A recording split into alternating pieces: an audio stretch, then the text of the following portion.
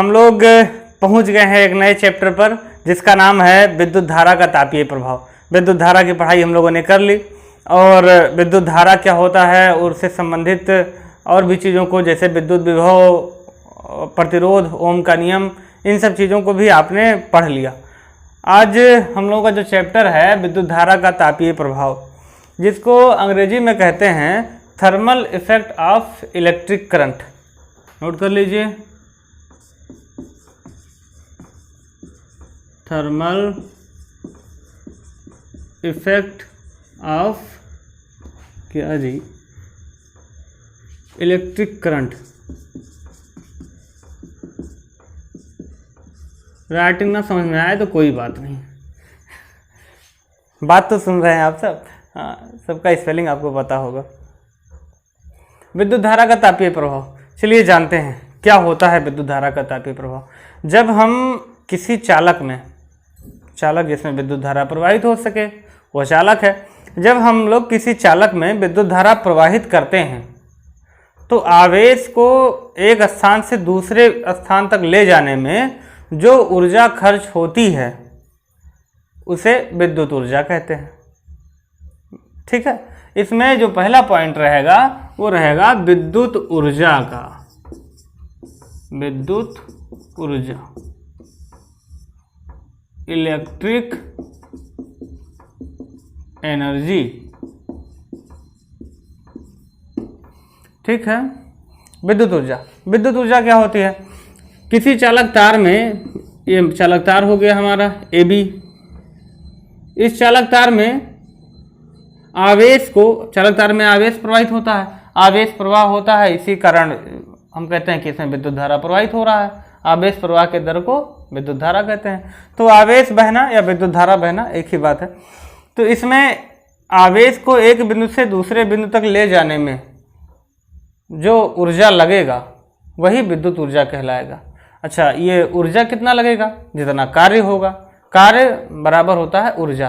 कितना कार्य होगा, कितना कार्य होगा, इस बात की गणना के लिए हम लोग विभव के फार्मूले को अपनाएंगे। विभव का सूत्र क्या मिला था? V = W/Q। तो इसका पहले डिफिनीशन आप सब लिख दीजिए बढ़िया से कि किसी चालक तार में आवेश को एक बिंदु से दूसरे बिंदु तक ले जाने में जो कार्य किया जाता है वह कार्य विद्युत ऊर्जा कहलाता है, या ले जाने में जो ऊर्जा व्यय होती है उस ऊर्जा को विद्युत ऊर्जा कहते हैं। ठीक, अब लिखेंगे आप सब विद्युत ऊर्जा ये किए गए कार्य के बराबर होगा। एक बिंदु से दूसरे बिंदु तक ले जाने में जितना कार्य होगा उसके बराबर होगा। और कितना कार्य होगा इस बात की गणना हम लोग विभव के सूत्र से करेंगे। विद्युत विभव के सूत्र में आपने पढ़ा था कि एकांक आवेश को अनंत से विद्युत क्षेत्र के भीतर लाने में किया गया कार्य ही विद्युत विभव कहलाता है। तो किया गया कार्य यदि W है Q आवेश को लाने में, तो V = मिल गया था W/Q। अब यहाँ से W का वैल्यू क्या मिल जाएगा जी? क्रॉस मल्टीप्लाई करना जानते हैं हम लोग। इसके नीचे बाई 1 समझ के क्रॉस मल्टीप्लाई कर देंगे तो W = मिल जाएगा V × Q। ठीक, ये W है किया गया कार्य, एक बिंदु से दूसरे बिंदु तक ले जाने में जो कार्य हुआ है, यही कार्य, किया गया कार्य बराबर होता है व्यय ऊर्जा। ठीक, इस फार्मूले को याद रखना, फिजिक्स में बहुत इस्तेमाल होना है। किया गया कार्य बराबर व्यय ऊर्जा। तो ये किया गया कार्य हमको मिल गया W का मान, W = मिला V × Q। तो इस आवेश को बिंदु A से बिंदु B तक ले जाने में हमें कितना कार्य करना होगा? जितना इसके बीच का विभव है, इन दोनों बिंदुओं के बीच का जो विभवांतर है, ठीक, बिंदु A और B के बीच का विभवांतर गुणे आवेश, जितना आवेश हम लोग ले जाना चाह रहे हैं। ठीक, तब विद्युत ऊर्जा का मान ये हो जाएगा V × Q। अच्छा, एग्जाम में ये बात पूछ लेता है कि यदि हम किसी चालक तार के विभवांतर को बढ़ा दें तो उसके विद्युत ऊर्जा पर क्या प्रभाव पड़ेगा? तो देखो भैया कि ये कार्य जो है, कार्य बराबर है विभवांतर गुणे आवेश। यदि विभवांतर का मान आप बढ़ाओगे, विभवांतर का मान बढ़ जाएगा तो कार्य का मान ज़्यादा हो जाएगा, यानी कि विद्युत ऊर्जा का मान ज़्यादा हो जाएगा। तो विभवांतर बढ़ाने से या आवेश बढ़ाने से, दोनों बातें हैं। अगर हम ज़्यादा आवेश बढ़ाएं तब भी उसका विद्युत ऊर्जा बढ़ जाएगा। ठीक है। अच्छा, ये विद्युत ऊर्जा कहाँ आप देखते कैसे हैं? ये विद्युत ऊर्जा हमको ऊष्मीय ऊर्जा के रूप में प्राप्त होता है। ये विद्युत ऊर्जा ऊष्मीय ऊर्जा के रूप में प्राप्त होता है। ये चालक तार में जब विद्युत धारा प्रवाहित होता है, आपने अपने घरों में भी देखा होगा कि चालक तार में जब विद्युत धारा प्रवाहित होता है तो कुछ समय बाद वो चालक तार गर्म हो जाता है।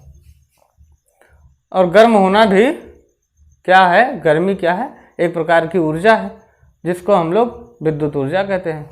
अरे, ऊष्मीय ऊर्जा कहते हैं भाई। हाँ, गर्मी को हम लोग ऊष्मीय ऊर्जा कहते हैं। हाँ, तो ये विद्युत ऊर्जा हमको ऊष्मीय ऊर्जा के रूप में प्राप्त होता है। V इक्वल टू W/Q से हमको किया गया कार्य मिल गया। यही किया गया कार्य विद्युत ऊर्जा होगा। किया गया कार्य बराबर व्यय ऊर्जा। अच्छा, तो ये आपको समझ में आया कि ये विद्युत ऊर्जा दो चीज़ों पर डिपेंड करता है, इसके बिंदुओं के बीच के विभवांतर पर और आवेश पर। विभवांतर का मान या आवेश का मान बढ़ने पर विद्युत ऊर्जा ज़्यादा हो जाएगा। इन दोनों का मान घटने पर विद्युत ऊर्जा का मान कम हो जाएगा। ठीक है। अब चलिए, आपने एक फार्मूला और पढ़ा था, Q इक्वल टू होता है, चूंकि Q इक्वल टू होता है I इंटू टी, पढ़े थे। इसमें I क्या है? विद्युत धारा है, और T क्या है? समय है, जितने समय तक धारा प्रवाहित हो रहा है।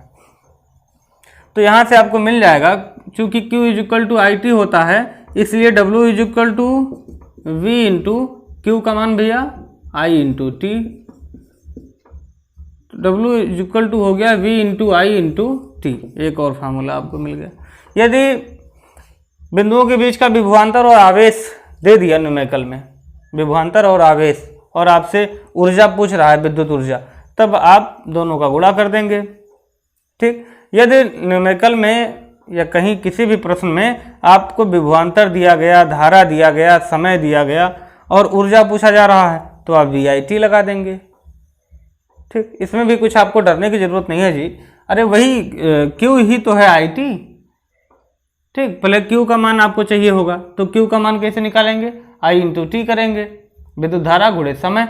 तो जब विद्युत धारा गुणे समय कर लेंगे आप, IT का मान अर्थात Q का मान मिल जाएगा, तो B इंटू क्यू में ही रख देना जो आपको सुंदर लगे, और नहीं तो सीधे सीधे V into I into T कर लेना। न्यूमेरिकल में इस तरीके से प्रश्न आता है। इसमें देखो तीन बातें हैं, एक तो है W, फिर है V, फिर है Q। इन तीनों में से किसी भी एक बात को वह पूछ सकता है, किन्हीं दो चीज़ों को दे देगा। विद्युत ऊर्जा का मान बता देगा, आवेश का मान बता देगा, आपसे विभवांतर पूछेगा। विद्युत ऊर्जा का मान, आवेश का मान बता दिया, आपसे विद्युत विभवांतर पूछ रहा है, तो विद्युत विभवांतर के लिए क्या करेंगे आप? इस Q को तुरंत W के नीचे भेज देंगे, तो V इक्वल टू हो जाएगा W/Q। ठीक, W/Q। अच्छा, ये सुनो, विद्युत ऊर्जा के स्थान पर वह किया गया कार्य भी बोल सकता है, क्योंकि किया गया कार्य और विद्युत ऊर्जा आपस में समान होते हैं। तो विभवांतर के स्थान पर, विद्युत ऊर्जा के स्थान पर वह किया गया कार्य भी पूछ सकता है। तो इसके लिए आप एकदम से तैयार रहिएगा, चाहे किया गया कार्य पूछे या विद्युत ऊर्जा पूछे। ये दो सूत्र हो गए। अच्छा सुनो, कभी कभी चालक तार का प्रतिरोध दे देता है, तब W बराबर, चूंकि B बराबर होता है IR, B बराबर क्या होता है जी? I into R। विभवांतर बराबर होता है धारा गुणे प्रतिरोध, विभवांतर बराबर धारा गुणे प्रतिरोध। अब अगर आपको धारा और प्रतिरोध बता रहा है और विद्युत ऊर्जा या किया गया कार्य कुछ पूछ रहा है आपसे, तो आप क्या करेंगे? W इक्वल टू फिर हो जाएगा, B की जगह हो जाएगा IR, B की जगह I इंटू R, और ये क्या है? I into T, I into T. अब ये W इक्वल टू हो जाएगा I इंटू I, ये हो जाएगा I स्क्वायर, और R और T, I स्क्वायर RT, इस तरीके से।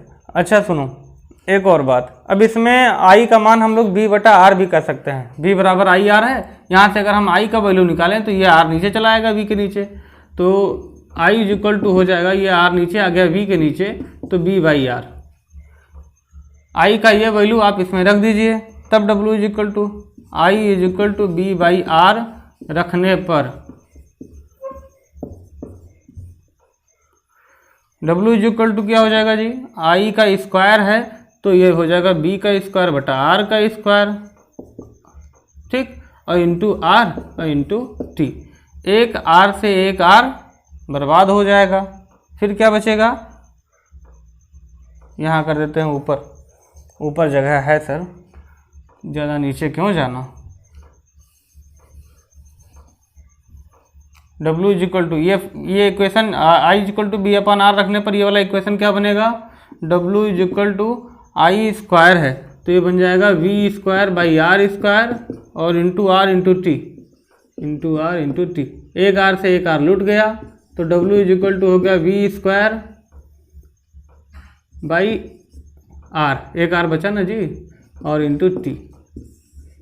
ये हो गया एक फार्मूला। तो विद्युत ऊर्जा या किया गया कार्य निकालने के लिए आपको कुल मिला के इतने फार्मूले मिल गए हैं, 1, 2, 3 एंड 4, ये 4 सूत्र। तो सुनो भैया, सबसे खास बात यह है कि जब एग्जाम में न्यूमेरिकल आए या आप अपने बुक से न्यूमेरिकल सॉल्व कर रहे हो तो पहला काम उसमें आप ये करिए कि हल वल लिखने के बाद में, वल नहीं लिखना है, सिर्फ हल लिखना है। आपने लिख दिया सॉल्यूशन या हल संख्या ये 3 का, अरे एग्जाम्पल है जी ये, ठीक। तो न्यूमेरिकल में आप देख लीजिए कि क्या क्या दिया है। विद्युत धारा अगर दिया है तो विद्युत धारा को हम लोग आई से लिखते हैं, तो लिख देना आई इज इक्वल टू फलाना, चलो नाम दे दिए 5 एम्पियर। विद्युत धारा का मात्रक एम्पियर, मात्रक नहीं भूलना है, ठीक। और क्यू का मान दे रखा है, आवेश का मान दे रखा है 5 कूलाम, 8 कूलाम लिख देते हैं जी, 8 कूलाम। तो आप नोट कर लेना पहले क्या क्या दिया है। और आपसे पूछ रहा है समय, टी का मान पूछ रहा है कि कितने समय तक प्रवाहित की जाए कि धारा 5 एम्पियर हो जाए। 8 कूलाम आवेश को कितने समय तक प्रवाहित किया जाए कि धारा 5 एम्पियर हो जाए। तो Q is equal to formula आप जानते हैं क्या होता है, I इंटू टी। समय निकालना है आपको, टी का मान निकालना है, तो T इज इक्वल टू हो जाएगा Q अपान आई। हो जाएगा ना, बिल्कुल हो जाएगा सर, Q अपान आई। Q का वैल्यू 8 और I का वैल्यू 5, ये कुल मिला के हो जाएगा 8/5। ये इतना सेकंड में आएगा, ठीक है जी। समय का मात्रक MKS पद्धति में सेकंड होता है, तो ये सेकंड में आएगा T का मान, तो आपको मात्रक लिख देना रहेगा। ऐसे ही जो चीज़ आपको दिया है उसको नोट कर लीजिए और जो निकालना है फिर उसके लिए फार्मूला ऑटोमेटिक दिमाग में आ जाएगा यदि आपने पढ़ा है थोड़ा सा उपस्थित हो करके।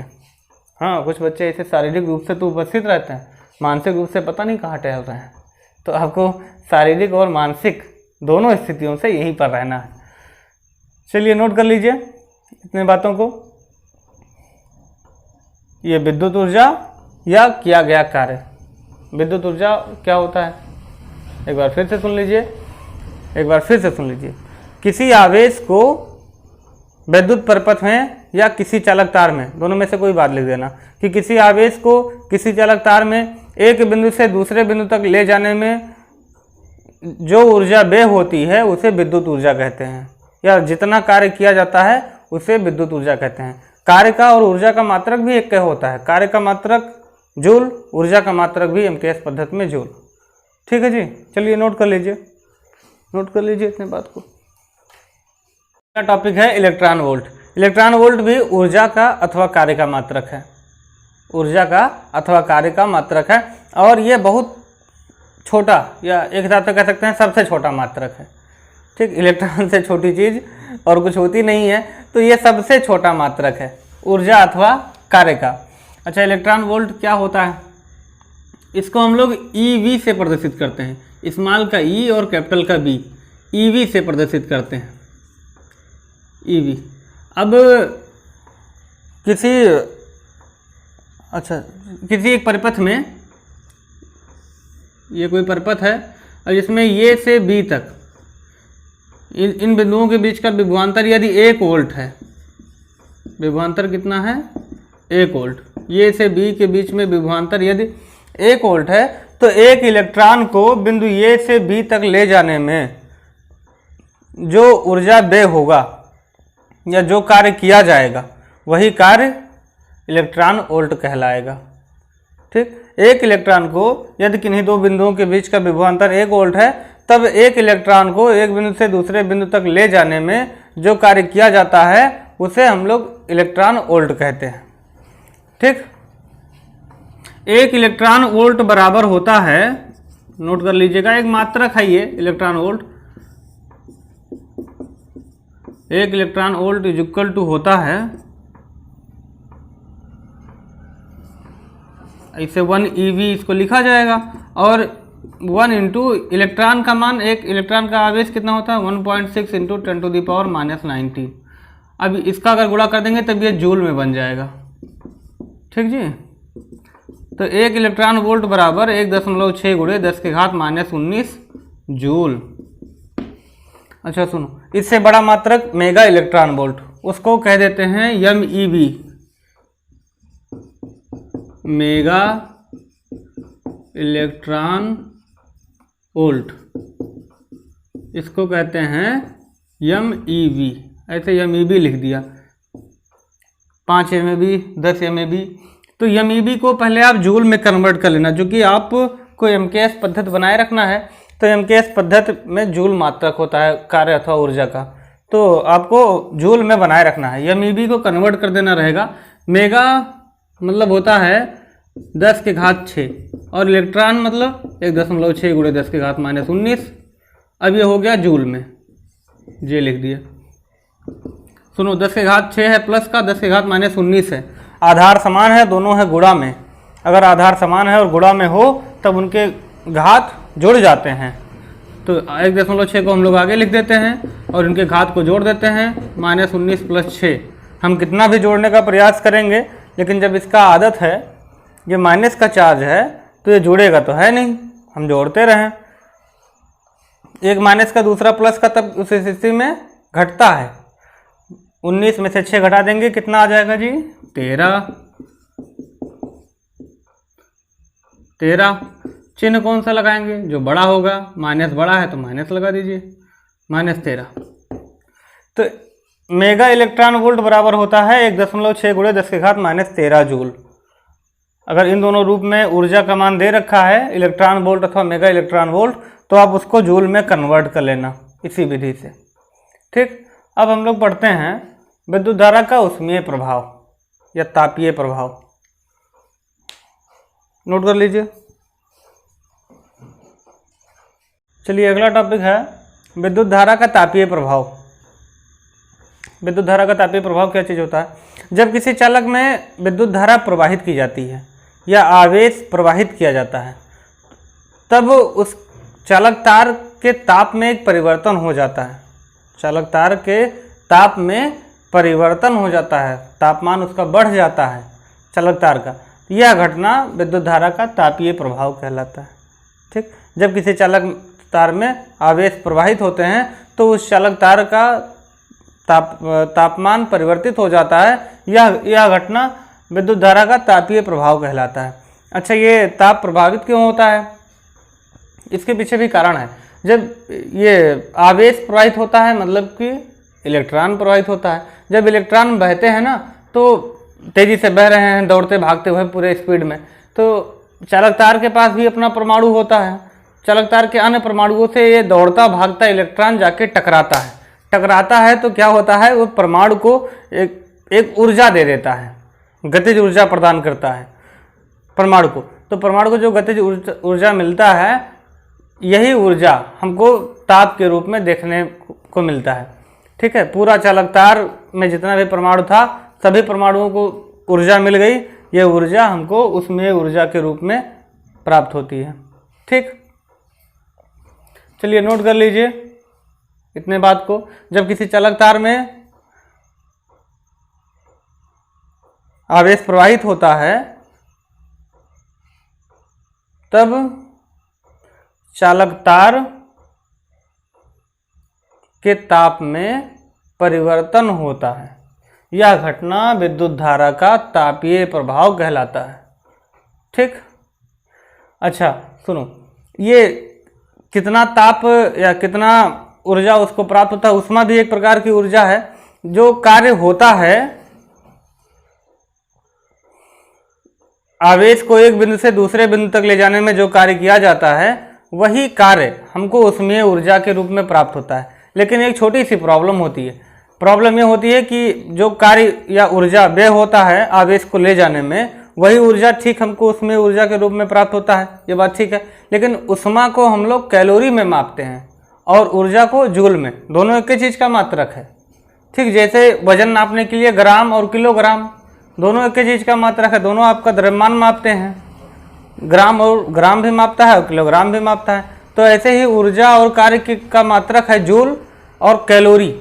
लेकिन कैलोरी जूल की अपेक्षा थोड़ा सा बड़ा मात्रक होता है और ऊष्मा को हम लोग कैलोरी में ही मापते हैं। तो हमको क्या करना होता है कि ये जो हम लोगों ने फार्मूला बनाया था W = V इंटू Q, और दूसरा फार्मूला मिला था W = V into I into T, और फिर W = I² RT, V को IR कर दे देंगे, और W = मिला था B² R इंटू T। ये 4 फार्मूला मिला था। ये सारा फार्मूला, इसमें जो W का मात्रक आएगा वो आएगा जूल। ये सारा मात्रक किस में रहेगा? जूल में रहेगा। और अगर हमको ऊष्मा चाहिए, कार्य ही ये ऊष्मीय ऊर्जा के रूप में प्राप्त होता है, यही चीज़ प्राप्त होता है। लेकिन ऊष्मा अगर लिखना है तो ऊष्मा को हम लोग कैलोरी में लिखते हैं। तो कैलोरी के लिए मात्रक क्या होता है कि 1 कैलोरी बराबर होता है 4.2 जूल। 1 कैलोरी बराबर 4.2 जूल। जैसे 1 मीटर बराबर होता है 100 सेंटीमीटर। मीटर बड़ा मात्रक है और सेंटीमीटर छोटा मात्रक है। ऐसे ही 1 कैलोरी बराबर होता है 4.2 जूल। अगर हमको Q चाहिए इस स्थान से, हमको अगर Q का मान निकालना है तो Q = हो जाएगा, इस जूल को कैलोरी में बना दो, क्योंकि यही WQ है, यही कार्य या यही ऊर्जा उसमें ऊर्जा है। तो ये जो जूल में प्राप्त हुआ इसी को कैलोरी में कर लो, V इंटू Q/4.2। यहाँ से देखो जी, यहाँ से अगर जूल को कैलोरी में बदलोगे तो जूल बराबर हो जाएगा ये 4.2 बटा में आ जाएगा। 1 जूल बराबर 1/4.2 कैलोरी। 1 जूल बराबर 1/4.2 calorie. Q = V into Q/4.2। ये हो गया उसमें ऊर्जा का फार्मूला। इसमें भी 4.2 से अगर हम डिवाइड कर दें तो मिल जाएगा V into I into T/4.2। इसमें अगर 4.2 से डिवाइड कर दें तो Q = मिल जाएगा I² RT/4.2। मतलब कि ऊर्जा निकालने के बाद में फिर आप 4.2 से भाग कर दीजिए तो ऊष्मा पता लग जाएगा। इसमें भी W = है इतना, तो Q = हो जाएगा V²/4.2 R इंटू T। ये वाला T का गुणा ऊपर ही होता है, नीचे मत कर देना। T का मान 10 सेकंड तो उसको नीचे वाले के साथ भिड़ाए रहो, ऐसा नहीं होगा। ठीक है, नोट कर लीजिए, ये ऊष्मा है। अच्छा, ये इसके तापीय प्रभाव पर कई वैद्युत उपकरण बने हुए हैं, जैसे विद्युत bulb. Sir Thomas Alva Edison ने विद्युत बल्ब का आविष्कार उन्होंने विद्युत धारा के तापीय प्रभाव से ही किया है। विद्युत बल्ब को आप देखिए, उसमें अंदर एक तंतु लगा होता है, और तंतु, चलिए अभी विद्युत बल्ब की संरचना हम आपको अभी समझाते हैं। नोट कर लीजिए इतने बात को।